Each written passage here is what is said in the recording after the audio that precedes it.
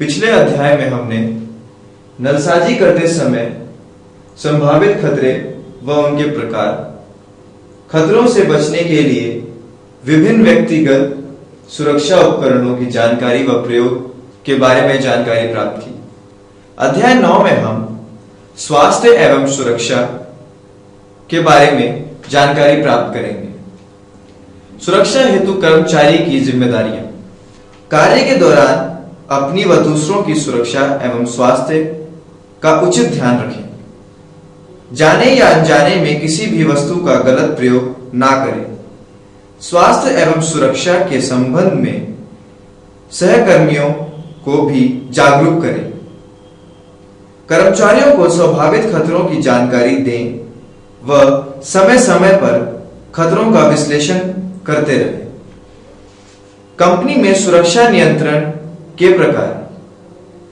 नलसाजी company द्वारा सुरक्षित नियंत्रण की गई विधियां अपनाई जाती हैं और वह निम्न होती हैं, जैसे खतरे के आंकलन और विधि वाक्य सुरक्षा नियंत्रण पुस्तिका। खतरे का आंकलन, इसके अंतर्गत नलसाजी कंपनियों में कार्य के दौरान जो हानि हो सकती है उसकी जानकारी दी जाती है। खतरे के आंकलन की सही जानकारी खतरे की आशंका को कम करती है।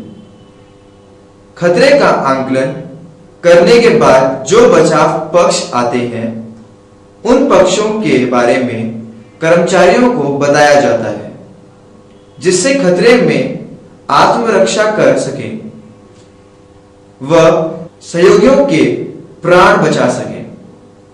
विधि वाक्य या सुरक्षा नियंत्रण पुस्तिका। विधि वाक्य में खतरे को पहचानना व उस खतरे से बचने के तरीके बताए जाते हैं। कंपनी सूचना पुस्तिकाओं को कर्मचारियों में बांटा जाता है, जिससे कि वे काम करते वक्त सावधानियां बरतें, जैसे कि ऊंचाई पर काम करते वक्त रासायनिक पदार्थों का उपयोग करते समय आदि के दौरान क्या क्या सावधानी बरती जाए, उनका चित्र द्वारा उल्लेख किया जाता है। कार्यस्थल पर सावधानियां। हमें कार्यस्थल पर कार्य करते समय निम्न प्रकार की सावधानियों का ध्यान रखना चाहिए, जैसे ऊंचाई पर काम करते वक्त सावधानी, गिरती हुई वस्तुओं से सावधानी, संरचनाओं व भवनों से गिरते वक्त सावधानी, खुदाई करते वक्त सावधानी, पानी में डूबने से बचाव, कार्यस्थल में सुरक्षित रास्तों का प्रबंध,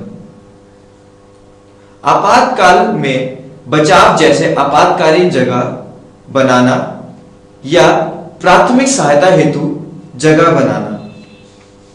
रोग, बीमारी व खतरे की रिपोर्टिंग। रोग, बीमारी व खतरे की रिपोर्टिंग के अंतर्गत निम्न बातें आती हैं, जैसे चोट, हानिकारक खतरनाक घटना। दुर्घटना संबंधित पुस्तिका के बारे में अवश्य पूछें, जिसमें यह सभी लिखा होता है जिस कार्यस्थल पर आप काम कर रहे हैं वहां पर कार्य करने में क्या क्या सावधानियां अपनाई जानी चाहिए या किन किन चीजों का इस्तेमाल किया जाना चाहिए। कार्यस्थल में बिजली पर नियंत्रण। बिजली का काम करते समय निम्न सावधानियां बरतनी चाहिए, जैसे बिजली का काम करने के लिए जिम्मेदार व्यक्ति को ही कार्य देना चाहिए। बचाव उपकरण, प्रणाली व गतिविधियों का उचित उपयोग करना चाहिए। बिजली उपकरणों की क्षमता व शक्ति की जानकारी होनी चाहिए। प्रवाह को सही जगह रखना, उसका बचाव व उसको उष्ण रोधी करना चाहिए। तार को धरती से व अन्य उपाय, जैसे तार का धरती से जुड़ा होना जरूरी होता है, जिसे हम अर्थिंग भी कहते हैं। प्रवाहकों का एकीकरण, प्रणाली का उचित कनेक्शन करना, करंट के ज्यादा बहाव को रोकने की व्यवस्था करना, खराब हुए उपकरणों को उपयोग करते वक्त सावधानी बरतना,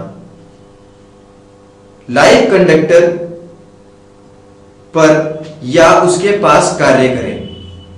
कार्यस्थल पर लाइटिंग की अच्छी व्यवस्था होनी चाहिए। खतरों व चोट के बचाव की अच्छी व्यवस्था होनी चाहिए।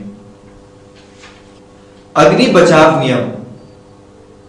कर्मचारी के काम में अग्निशमन भी शामिल है, इसलिए कार्य गतिविधियों में अग्नि बचाव की व्यवस्था होनी चाहिए। कुछ अग्नि बचाव संबंधित बातें इस प्रकार हैं, जैसे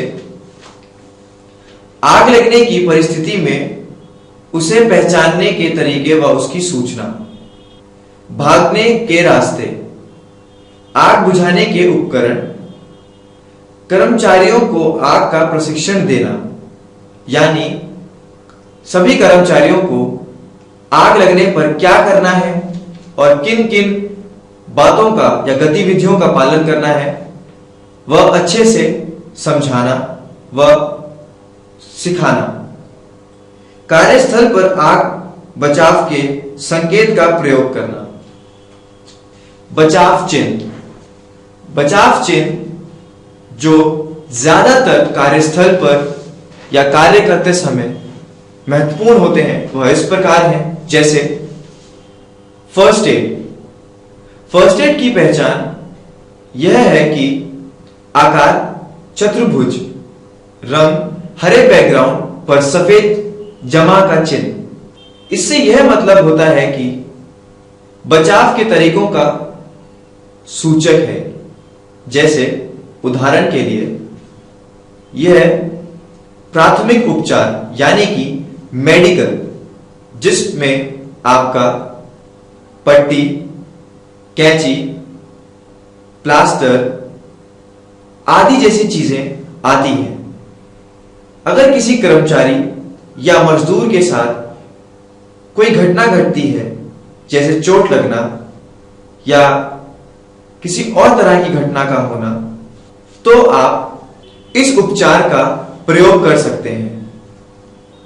दूसरा बचाव चिन्ह गोलाकार, रंग किनारे लाल व एक्स का चिन्ह या सफेद बैकग्राउंड पर काले रंग के चिन्ह। इसका मतलब कार्य को ना करने का सूचक है।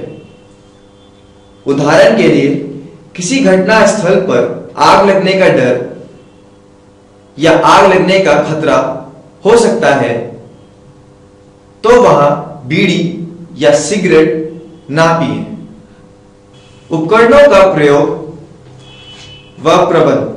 काम करते समय उपकरणों जैसे हाथ में पकड़ने वाले उपकरण आदि से होने वाले खतरों से लोगों के स्वास्थ्य व सुरक्षा का जोखिम होता है, उसका बचाव जरूरी है। कार्यस्थल पर उपकरणों का प्रयोग करते समय कुछ निम्न बंदोबस्त होने चाहिए, जैसे उपकरण का प्रयोग सावधानी से करना चाहिए, साथ में रख रखाव की उचित व्यवस्था भी होनी चाहिए। प्रशिक्षित लोग ही उपकरणों का प्रयोग करें। उपकरणों में सुरक्षा नियंत्रण होने चाहिए, जैसे कि सावधानियां व चिन्हों का प्रयोग। इसके साथ ही यदि कोई बचाव उपकरण मुख्य उपकरण के साथ हो तो उसका प्रयोग भी करना चाहिए। जहां तक संभव हो सके खतरनाक हस्तचलित कामों से दूर रहें और भार को उठाने के लिए हस्तचलित ट्रॉली का इस्तेमाल करें। किसी भी हस्तचलित खतरनाक काम का सही व उचित आंकलन करें। चोट व घटना के खतरों को कम करने के लिए स्टाफ को प्रशिक्षण दें, यानी ट्रेनिंग दें, जैसे कि स्वचालित लिफ्ट की जानकारी व प्रशिक्षण। निषेध चिन्हों का प्रयोग करें। व्यक्तिगत सुरक्षा उपकरण। व्यक्तिगत सुरक्षा उपकरण प्रयोग कार्य करते समय करना चाहिए, जिससे सुरक्षा बनी रहती है। इसके अंतर्गत वस्त्र भी आते हैं, जिससे मौसम से बच सकें। उदाहरण सुरक्षा हेलमेट, दस्ताने, आंख बचाव उपकरण, सुरक्षात्मक जूते, ज्यादा चमकने वाले वस्त्र इत्यादि। उठाने के कार्य व उपकरण, यह उपकरण मजबूत व स्थिर होने चाहिए व इनके ऊपर इनकी क्षमता की जानकारी लिखी होनी चाहिए जिससे सुरक्षा बनी रहती है। इनको ऐसी जगह लगाना चाहिए जहां खतरा कम हो। काम पहले से तय होना चाहिए व योग्य लोगों द्वारा ही काम करवाना चाहिए। प्रशिक्षित व्यक्तियों द्वारा इन उपकरणों की जांच होनी चाहिए और किसी भी वस्तु को खुद से उठाते समय यह देख लेना चाहिए कि उसका भार कितना है, नहीं तो मोच या झटका आने की संभावना रहती है। ऊंचाई पर कार्य करते समय सावधानियां। ऊंचाई संबंधित कार्य का नियंत्रण उन जगहों पर होता है जहां ऊंचाई से गिरने से चोट व घटना घट सकती है। ऊंचाई से संबंधित कार्य पहले से तय व सुव्यवस्थित होने चाहिए। मौसम खराब होने पर ऊंचाई वाले काम को बंद कर देना चाहिए। ऊंचाई पर काम करने वालों को प्रशिक्षित व योग्य बनाना चाहिए। ऊंचाई संबंधित काम सुरक्षित जगहों पर होना चाहिए। ऊंचाई पर प्रयोग आने वाले उपकरण की सही से जांच होनी चाहिए। कमजोर सतहों के खतरों पर पूरा नियंत्रण होना चाहिए। गिरते हुए उपकरण पर सावधानियां व नियंत्रण होना चाहिए। निजी सुरक्षा व दूसरों की सुरक्षा। निजी सुरक्षा के अंतर्गत सबसे महत्वपूर्ण बात यह है कि आंख का बचाव। आंख का बचाव निम्न प्रकार से किया जा सकता है, जैसे सेफ्टी ग्लास, सेफ्टी गॉगल्स या वेल्डिंग ग्लास। वेल्डिंग करते समय इसका प्रयोग करना चाहिए। सेफ्टी गॉगल्स, यह सेफ्टी ग्लासेस से ज्यादा लाभकारी होता है। यह स्थिर होते हैं जिससे फिसलने का डर नहीं होता। वेल्डिंग ग्लासेस, यह विशेष प्रकार के रंगीन चश्मे होते हैं। वेल्ड करते समय जो चिंगारियां उत्पन्न या उसमें से चिंगारियों का जो रंग निकलता है उससे आंखों पर असर पड़ता है। विशेषकर यह उन जगहों पर इस्तेमाल होते हैं। हस्त सुरक्षा, इसके अंतर्गत निम्न चीजें आती हैं, जैसे सामान्य ग्लव्स, विशेष ग्लव्स और रबड़ ग्लव्स। सामान्य ग्लव्स यह हाथ को काटने व चोटों से बचाता है, उदाहरण ईंटों को तोड़ते समय आदि। विशेष ग्लव्स यह खतरनाक चीजों का प्रयोग करते हुए बचाव प्रदान करता है, उदाहरण पाइप फ्रिंजिंग के कार्य में डाई का प्रयोग करते समय आदि। रबड़ ग्लव्स यह मिट्टी, गंदगी व साफ सफाई के कार्यों में बचाव प्रदान करता है। ग्लव्स एक प्रकार की बीमारी डर्मेटाइटिस, जो कि वस्तुओं को छूने से होती है, से बचाव करता है। सिर की सुरक्षा, यह नए बनने स्थलों व भवनों में जरूरी है। इसके अलावा ऊंची व खुदाई की जगहों पर भी इसका प्रयोग जरूरी है। सुरक्षित हेलमेट को सही से सिर पर फिट करें। हेलमेट अगर खराब है तो उसको जल्द से जल्द बदलें। पैर की सुरक्षा, नलसाजी में काम करते व वजन उठाते वक्त पैर की सुरक्षा जरूरी है। इसके अंतर्गत निम्न चीजें आती हैं, जैसे जूते का ऊपरी हिस्सा चमड़े का होना चाहिए। जूते का तलवा तैलीय विरोधी होना चाहिए, यानी तेल में ना फिसलने वाला होना चाहिए। अंगूठी वाली जगह का कवर स्टील का होना चाहिए। अच्छी ग्रिप यानी जमाव के लिए जूते के तलवे का विशेष पैटर्न होना चाहिए। कील आदि के लिए जूते का तलवा अधिक ठोस होना चाहिए।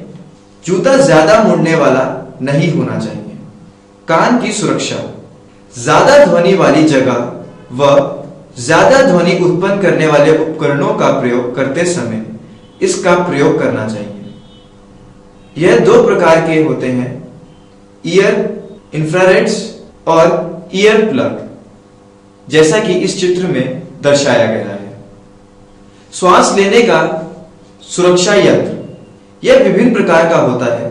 सामान्य धूल से बचाव का मास्क, कार्टिज रेस्पिरेटर, पूर्ण श्वास यंत्र।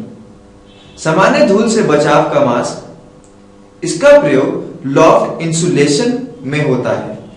कार्टिज रेस्पिरेटर का प्रयोग अधिक धुएं व धूल से बचने में होता है। बाजार में विभिन्न प्रकार के कार्टिज रेस्पिरेटर उपलब्ध होते हैं, जिनको मजदूर या प्लम्बर आसानी से प्राप्त कर सकता है। पूर्ण श्वास यंत्र, इसका प्रयोग विशेष स्थान पर जैसे नाली व सीवेज में होता है। सीढ़ी पर कार्य, निर्माण उद्योग में ऊंचाई से गिरने की घटना अधिक होती है। ऊंचाई पर कार्य करते समय निम्न बिंदुओं पर ध्यान दें, जैसे सीढ़ी का प्रयोग ऊंचे कार्यस्थल पर करने के लिए होता है, जैसे माचान। कार्य करने की अवधि 30 मिनट से कम होनी चाहिए।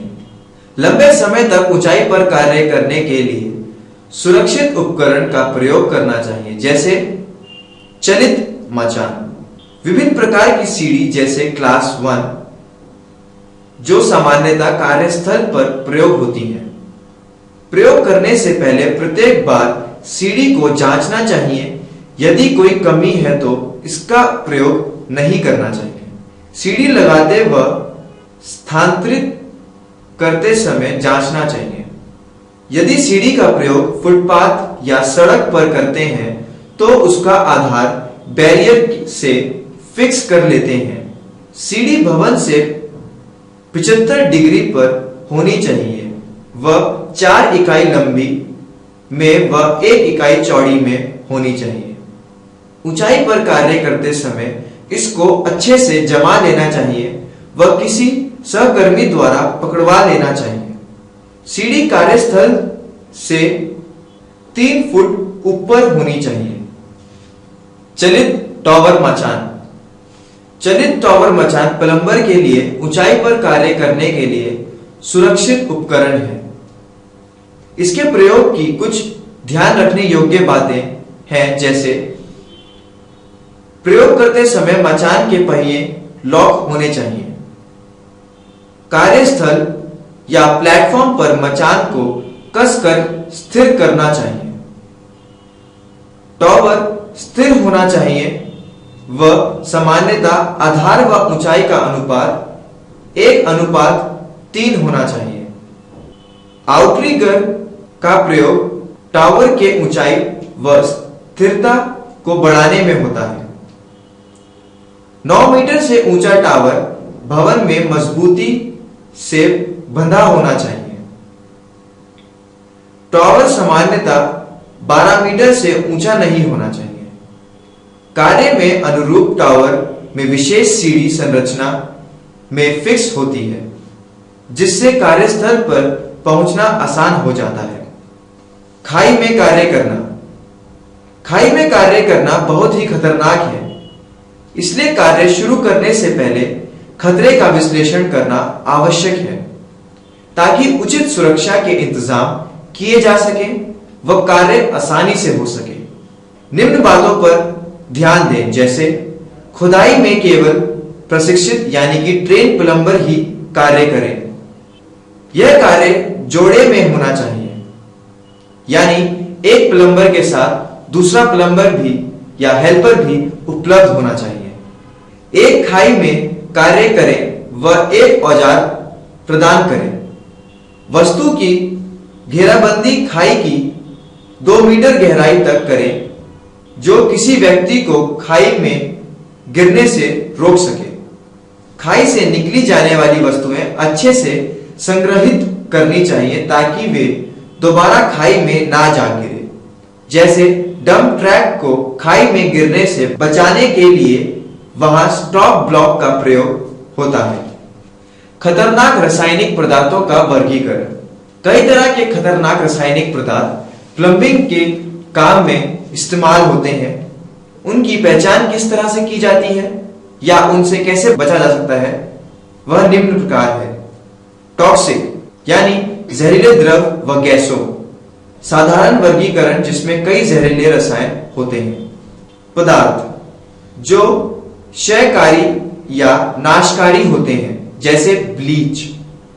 खुजलाने या तकलीफ देने वाले पदार्थ जैसे लॉफ्ट इंसुलेशन, जिससे शरीर में खुजली होती है।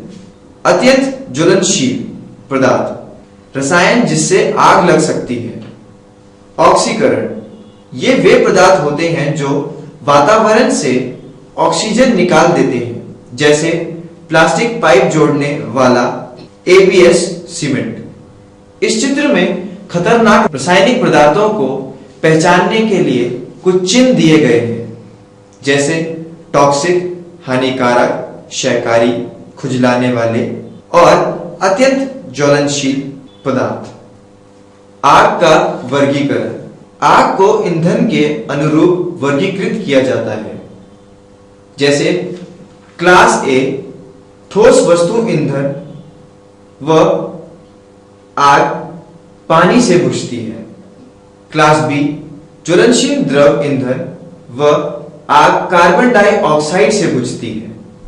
क्लास C ज्वलनशील गैस ईंधन व आग सूखे पाउडर से बुझती है। क्लास D ज्वलनशील धातु ईंधन व आग सूखे पाउडर से बुझती है। आग से बचने के उपकरण। आग से बचने के लिए विभिन्न उपकरण होते हैं, जैसे फायर एक्सटिंग्विशर का प्रयोग आग बुझाने में किया जाता है। इसका प्रयोग गर्म कार्य करते समय फायर एक्सटिंग्विशर को कार्य क्षेत्र के समीप रखना चाहिए, जैसे LPG गैस गर्म करने के लिए उपकरण का प्रयोग करते हैं। फायर एक्सटिंग्विशर का प्रयोग तभी करें जब ये करने में सुरक्षित हो। इसका प्रयोग प्रशिक्षित यानी कि ट्रेन व्यक्ति द्वारा ही होना चाहिए। ध्यान रहे, इन सभी इमरजेंसी या दुर्घटना में 3 नंबर हमें हमेशा ध्यान में रखने चाहिए, जैसे 102 आग लगने पर फायर स्टेशन का नंबर है, जिनको आग लगने पर हम सूचित कर सकते हैं। 100 पुलिस का नंबर है, जिन्हें हम किसी भी दुर्घटना में सूचित कर सकते हैं। 101 एम्बुलेंस का नंबर है, यदि किसी कर्मचारी को ज्यादा दुर्घटना में ज्यादा चोट लगती है तो एम्बुलेंस को बुला सकते हैं। अभी तक हमने स्वास्थ्य एवं सुरक्षा में किस तरह एक कर्मचारी की जिम्मेदारियां बनती हैं व उसे किन किन चीजों का इस्तेमाल करना चाहिए, इस बारे में जानकारी प्राप्त की।